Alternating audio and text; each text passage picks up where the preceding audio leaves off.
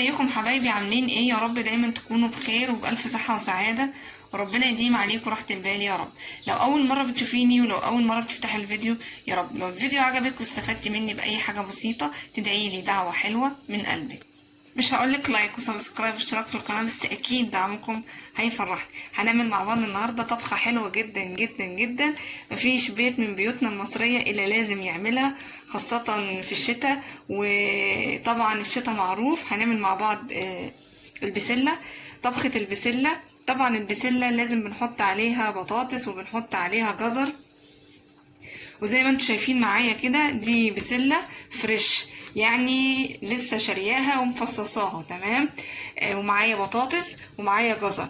بالنسبة لكمية البسلة ده نص كيلو تمام.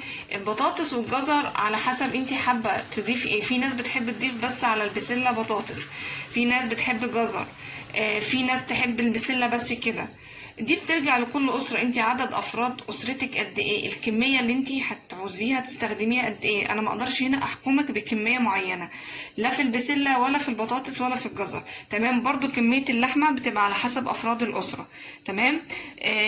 البسله اللي معايا دي ليه انا قلت نص كيلو؟ لان هي اصلا كيلو، وبعد ما فصصتها فهي بتصفى على 400 جرام كمان. ده بس للتوضيح. دايما لما بنيجي نشتري البسلة ونفصصها، البسلة بتصفى على اقل مش النص كمان، بتبقى الكيلو بيديني 400 جرام تمام. طب معايا مقاديري ايه؟ معايا هنا دي صلصة طماطم اللي انا كنت مفرزاها معاكم، وعايزه اوريكم لونها قد ايه تحفة جدا جدا. طيب انا ما عنديش طماطم في الفريزر، مش مصلصله طماطم، يبقى هنحتاج من 5 ل6 طماطمات كبار، اهم حاجه تكون حمراء، وهنضربهم في الخلاط ونصفيهم تمام. طيب معايا بصلايه كبيره ومقطعه مكعبات صغيره جدا تمام. معايا هنا معلقه صلصه، وممكن تستغني عنها لو عندك الصلصه بتاعت الطماطم هتديكي اللون الاحمر الحلو. هنا بس بحط هنا معلقه الصلصه دي عشان بس تعزز معايا اللون. انت الصلصه اللي انت عاملاها هتديكي اللون الطماطم الحلو، خلاص مفيش مشكله. طيب انا معايا هنا دي كميه لحمه تمام، ومعايا الدوش اللي هو بيسيح تمام. ومعايا هنا توابلي ايه؟ معايا ملح وفلفل، معايا رشه سكر، معايا ورق لورا، معايا هاخد هنا رشه جوز الطيب رشه بسيطه، وهاخد هنا معايا فصين توم وبس، فصين توم وبس. واللي حابب يحط رشه 7 بهارات مفيش مشكله. اكلتنا بسيطه وسهله وحلوه، من الاكلات الشتويه الحلوه تمام. حد يقول كلنا بنعرف نطبخ البسله، كلكم اساتذه وكل حبايبي واخواتي زي الفل تمام. بس في حبايبي واخواتي اول مره تخش المطبخ، اول مره هتخش تعمل بسله، وفي نفس الوقت في تكنيك معين انا ممكن احط حاجه على حاجه، هو ده اللي يديني الطعم والنكهه الحلوه والمميزه للطبخه. رغيت كتير، تعالوا نروح على البوتاجاز ونشوف هنعمل ايه. خليكم معايا وتروحوا في اي حته. بنقول بسم الله الرحمن الرحيم يا حبايبي. اللهم صل وسلم وبارك على سيدنا محمد. معايا ايه؟ معايا حله على النار، حطيت فيها الدوش بتاعي تمام، اللي هي الدهنه اللي بتبقى بتقطعيها من عند الجزار مع اللحمه وبتسيح دي، لا دي دهنه بتسيح تمام. حطيت معاها معلقه زيت ذرة بسيطة تمام. حابة تستغني عن الخطوة دي وتستخدمي سمنة ماشي، حابة تستخدمي زبدة ماشي، المادة الدهنية اللي تعجبك. انا هسيب الكلام ده كله يسيح مع بعضه، وبعد كده هنبتدي ننزل البصلة بتاعتنا ونشوف هنعمل ايه مع بعض. وزي ما انتم شايفين معايا يا حبايبي خلاص الدهنة بتاعتي ساحت. هبتدي انزل البصلة بتاعتي وهبتدي ايه اتبلها شوية تمام، اديها تسويحه بس تسويحه كويسه تمام بالمنظر دوت زي ما احنا شايفين. ادي البصله بتاعتنا يا حبايبي، هنبتدي نشوحها مع بعض كده تمام. يعني ايه البصله بتاعتي بس تلون حاجه بسيطه تمام، تلون حاجه بسيطه، وهنبتدي نكمل ايه وصفتنا الحلوه مع بعض. البصله بتاعتنا بتتشوح اهو يا حبايبي تمام. هبتدي انزل الثوم بتاعي، بسم الله الرحمن الرحيم. عايزه اقول لك فصين الثوم مع البسله بيدي طعم حلو جدا جدا جدا، واللي عايز يستغنى عنها مفيش مشكله. طبعا الشتاء معروف بالاكلات الحلوه بتاعته، البسله، السبانخ، القلقاس، وكل ده خضار ومفيد لاولادنا. تمام. اكيد مفيش بيت من بيوتنا ما بيخلاش من طبخ البسله، طبخ السبانخ.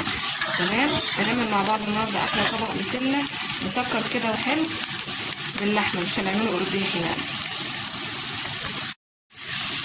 البصله بتاعتي يا حبايبي دبلت والثوم بتاعي طلع ريحته الحلوه. هبتدي انزل باللحمه، بسم الله الرحمن الرحيم.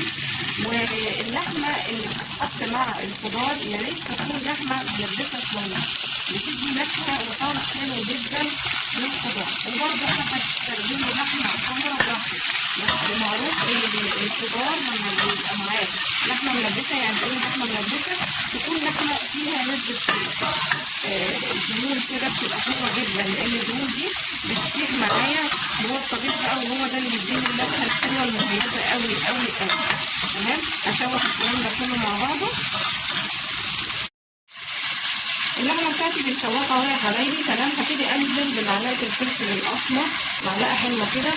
واكيد ان الفلفل الاسمر لما بيتشوح مع اللحمه بيدي نكهه تانيه خالص غير لما انزل الفلفل على الصلصه. عايزه اقول لك ان تشويحه اللحمه مع الفلفل الاسمر، وطبعا بنحط رشه الفلفل حلوه جدا جدا، وده اللي بيفرق بقى طبخه عن طبخه. كمان تشويحه اللحمه ان هي تاخد وتدي مع البصل، تاخد من نكهه البصل، هو ده اللي بيفرق طبخه عن طبخه. هنشوح اللحمه بتاعتنا يعني دقيقتين 3 كده ونكمل مع بعض. ادي اللحمه بتاعتنا يا حبايبي. انا عايزه اوريكم المنظر، بسم الله ما شاء الله. شايفين تشويحه اللحمه دي؟ هو ده المطلوب، هو ده اللي بيدي النفس في الطبخه بتاعتي. تمام. طيب هنزل بص الطيب اللي معايا اهي. تمام. وابتدي برضه اقلب الكلام ده كله بالمسكر. يبقى نزلنا الفلفل ونزلنا نص الطيب، الملح اخر حاجه عشان ما تعطلنيش سوى اللحمه. اللحمه بتاعتنا يا حبايبي اتشوحت اهو بالمنظر دوت. اخدت معايا دقيقتين 3 5 دقايق على حسب ما يبتدي لونها يوصل للمرحله دي. تمام. هبتدي احط معلقه صلصه كبيره. تمام. طيب انت ما عندكيش صلصه اللي هي بتاعت العلب، وعندك طماطم كافيه اللي هي تظبط اللون بتاع الصلصه، ماشي. ضربه طماطم، مثلا طماطم في الفريزر اللي يريحك. تمام. بس اهم حاجه لما نيجي ننزل الصلصه بتاعت العلب لازم انزلها الاول كده زي ما احنا شايفين في ارضيه الحله. تمام. ليه؟ عشان الماده الطاوله اتاكد ان هي طارت من الصلصه بتاعتي. تمام. اهو بسم الله الرحمن الرحيم. خلاص كده اخر التقليب اهوت بالمنظر دوت. هنبتدي ننزل الطماطم بتاعتنا اللي احنا ضربناها اهو. بسم الله الرحمن الرحيم. اللهم صل وسلم وبارك على سيدنا محمد. هسيب الكلام ده كله يتسبك مع بعض. تمام. هسيب الكلام ده كله يتسبك مع بعضه كده. وادي يا حبايبي الصلصه بتاعتي اتسبكت زي ما احنا شايفين كده. هنبتدي ننزل السكر بتاعنا اللي هو اقل من حاجه بسيطه جدا زي ما احنا شايفين كده. تمام. اهوت على طرف المعلقه. ليه قلنا موضوع السكر؟ عشان السكر بيعادل حموضه الطماطم. تمام. وابص الاقي طعم الصلصه بتاعي حلو. تمام. خلاص يا حبايبي كده هبتدي انزل الميه. معايا ميه مغليه تغطي لي اللحمه بتاعتي. تمام. بالمنظر ده اهوت ميه تغطي لي اللحمه بتاعتي عشان اللحمه بتاعتي تاخد 3/4 سوا او نص سوا كمان. تمام. هسيب اللحمه بتاعتي تغلي كويس قوي، وبعدين هوطي عليها هديها نص ساعه. ليه نص ساعه؟ عشان البسله من انواع الخضار اللي بتاخد برضو وقت في السوا، فعلشان لا اللحمه بتاعتي تتهري ولا البسله، يعني يبقى كده الاتنين المعدل بتاعهم مظبوط. ده هيغلي اوطي عليه هديله نص ساعه. بعد النص ساعه بقى تعالوا نشوف هنعمل ايه مع بعض. وادي اللحمه بتاعتي يا حبايبي، وده بعد مرور ساعه الا ربع. تمام. هنبتدي ننزل البسله والجزر بتوعنا.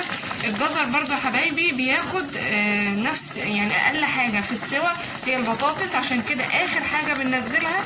يبقى فاضل خلاص 10 دقايق وهنطفي على البسله بتاعتنا البطاطس. تمام. البسله بتاعتي يا حبايبي اهوت نزلتها. تمام. هسيبها لغايه ما تغلي كويس جدا. تمام. وهرجع اوطي عليها، وبعد نص ساعه نبتدي نبص على البسله بتاعتنا الحلوه، عشان اخر حاجه هتنزل معانا مكعبات البطاطس. تمام. طبعا كمية البسلة كمية اللحمة. في ناس بتحب البسلة البطاطس اكتر من الجزر، في ناس بتحب لا بسلة وجزر اكتر، فدي بترجع لكل اسرة. يعني انتي بتعملي الطبخة على حسب ذوقك انتي. تمام. برضو عدد مكعبات اللحمة بترجع على حسب عدد افراد الاسرة. وادي البسلة بتاعتي يا حبايبي بتغلي اهوت زي ما احنا شايفين مع بعض. ههدي عليها وهديها برضو نص ساعة، وبعد النص ساعة هنشوف سواها، وبعد كده هننزل البطاطس مع بعض. خليكم معايا واتركوا في اي حاجة. وادي البسلة يا حبايبي ده بعد مرور ساعة الا ربع، بسم الله ما شاء الله زي ما احنا شايفين اهوت. تمام. البسلة بتاعتي خلاص داخله على سوا. هبتدي قبل ما انزل البطاطس هحط معلقه الملح دي، ونراعي ان احنا لو حد حاطط صلصه من بتاعه العلب بيبقى فيها نسبه ملح. تمام. هقلب الكلام ده كله مع بعضه بالمنظر دوت اهوت، وهبتدي انزل البطاطس بتاعتي. تمام. هياخد الكلام ده كله معايا بكتيره قوي ربع ساعه. طبعا لو محتاجه ان انت تزوديها ميه بيبقى عندك ميه مغليه وبتزوديها. تمام. انا دلوقتي هزودها حاجه بسيطه، هسيبها تغلي وارجع اوطي عليها. هتاخد معايا بكتير قوي ربع ساعه. وادي البسله بتاعتنا يا حبايبي بسم الله ما شاء الله شايفين، يعني تهيألي هي بتتكلم عن نفسها. البسله معانا استوت، اللحمه والبسله والجزر والبطاطس. تعالوا بقى عشان نروح نفرخها مع بعض.